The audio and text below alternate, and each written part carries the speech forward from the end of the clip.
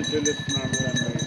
మరి దైవజనులు Enosh Paul గారిని బట్టి నీ స్తోత్రాలు వందనాలు చెల్లిస్తున్నాను తండ్రి. అవునయ్యా, ఏర్పాటు చేసుకున్నావు తండ్రి, హల్లెలూయా, రక్షించుకున్నావు నీ పని కొరకు నువ్వు నాయన.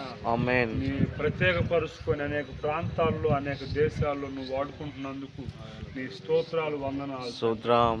ఈ ప్రాంతంలో వీరికి నువ్వు అనుగ్రహించిన ఈ స్థలాన్ని బట్టి నీకు వందనాలు స్తోత్రం నాయనా.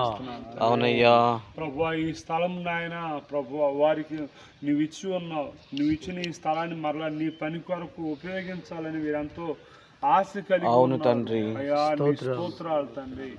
అయ్యా ప్రభు మరి చర్చి నిర్మాణం కొరకని ప్రభువా ఈ యొక్క స్థలమును ప్రభువా ఈ రోజు నుంచి పని ప్రారంభించబోతుండగా తోడుగా ఉండండి, సహాయం చేసి మహిమ పొందండి మని ప్రార్థన చేస్తున్నాను తండ్రి. ప్రభు ఇక్కడ మంచిగా ప్రభు అనేక మంది నశించిపోయి నరకానికి వెళ్తున్నటువంటి అనేక ఆత్మలు వారు నాయన నీ సువార్త విని రక్షణ పొందుకొని సంఘంలో చేరి నిన్ను ఆరాధించేవారుగా ఉండాలని చెప్పి ఆశతో ప్రభు ఇక్కడ నిన్ను ఆరాధించడానికి కావలసినటువంటి మందిరం చర్చిని ఏర్పాటు చేస్తుండగా నీవు తోడుగా ఉండండి, సహాయం చేసి మహిమ పొందండి. ఈ పనికి నాయన నీ సహాయాన్ని అందించమని ప్రార్థన చేస్తున్నాను తండ్రి.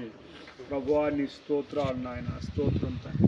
మరి ఎనోష్ పాల్ గారు వారి కుటుంబాన్ని బట్టి నీ స్తోత్రాలు. వారి పనిని జరిగించడానికి ప్రభు ముందుకు వచ్చి ఉండగా వారి కార్యాలన్నీ కూడా నీవు సఫలపరచమని కూడా ప్రార్థన చేస్తున్నాను. ఆమేన్. అలాగనే ప్రభు మరి ఇక్కడ ఉన్న దైవజనులు అందరిని బట్టి కూడా నీ స్తోత్రాలు వందనాలు తండ్రి.